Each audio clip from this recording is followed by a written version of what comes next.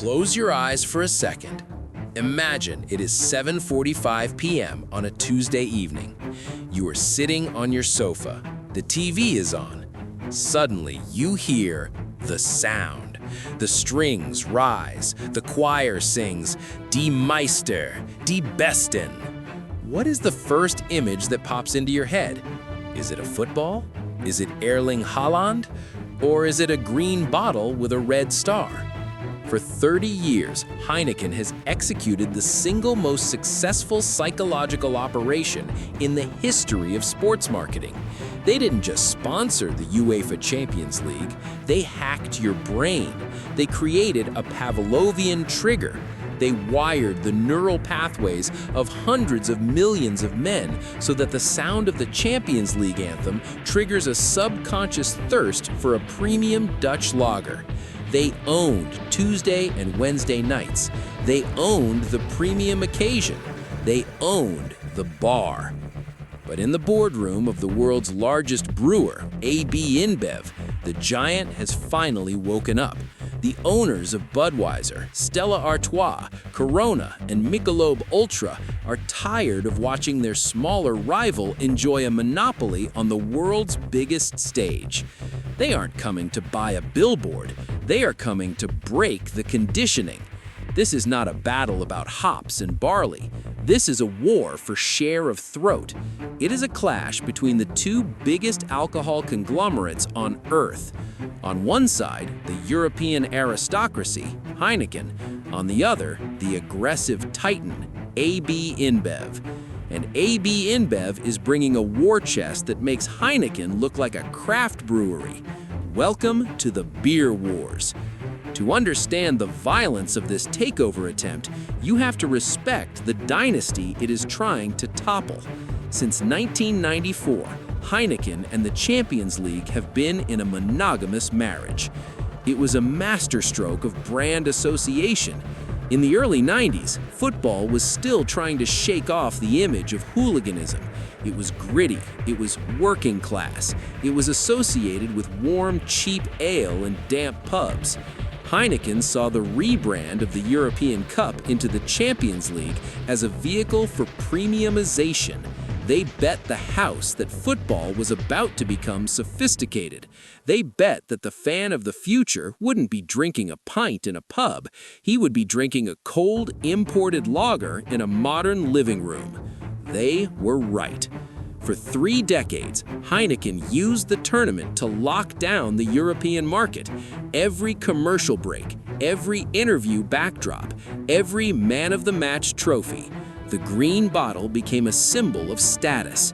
If you were watching the Champions League, you were watching the elite. Therefore, you should drink the elite beer. This monopoly allowed Heineken to charge a premium price point purely on brand equity. They didn't sell beer, they sold the Champions League night. It was the most defensible moat in the beverage industry. But moats only work until someone builds a bridge, or in AB InBev's case, until someone creates a missile. So how does AB InBev attack this fortress? Do they send in Budweiser? No. Budweiser is the king of beers, but in Europe it is viewed as heavy, industrial, and too American. It doesn't fit the sleek, cosmopolitan aesthetic of modern European football. Do they send in Stella Artois? Maybe. Stella is their premium European fighter. It competes directly with Heineken on taste and price. But the real weapon, the nuclear option, is something entirely different.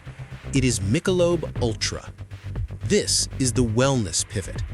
AB InBev has looked at the data for Generation Z and Millennials. The data is terrifying for traditional brewers. Young people are drinking less alcohol. They are obsessed with calories. They prioritize fitness over intoxication. The pub culture is dying. The gym culture is exploding. Heineken saw this coming. That is why they flooded the market with Heineken 0.0. It was a defensive move to protect their territory against the sober-curious movement. But the real weapon, the nuclear option, is Michelob Ultra. It is marketed not as a beer, but as an active lifestyle beverage. 95 calories, low carbs. The beer you drink after a run. The beer for the athlete. By pushing Michelob Ultra into the Champions League, AB InBev is betting on a new archetype of fan. They are betting that the fan of 2026 isn't the guy with a beer belly shouting at the TV.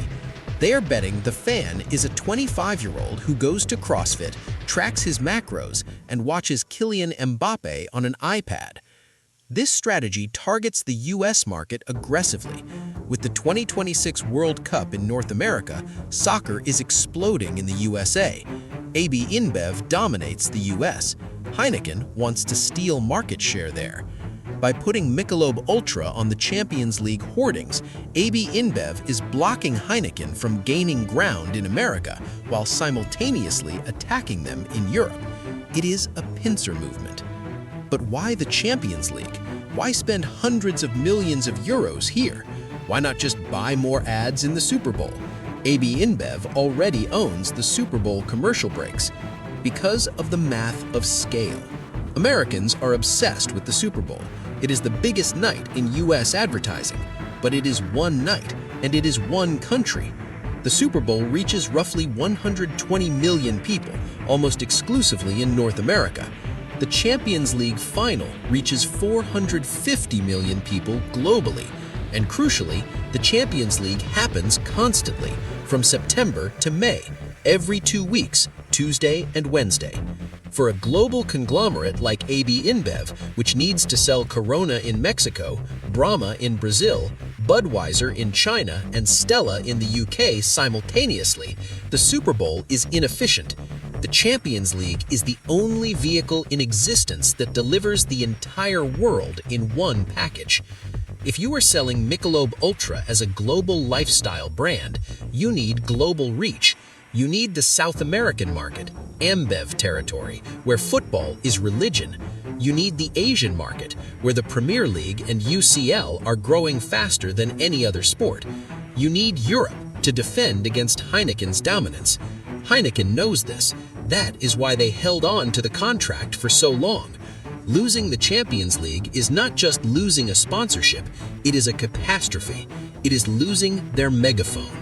If AB InBev takes this asset, they take the microphone away from Heineken in 140 countries at the same time.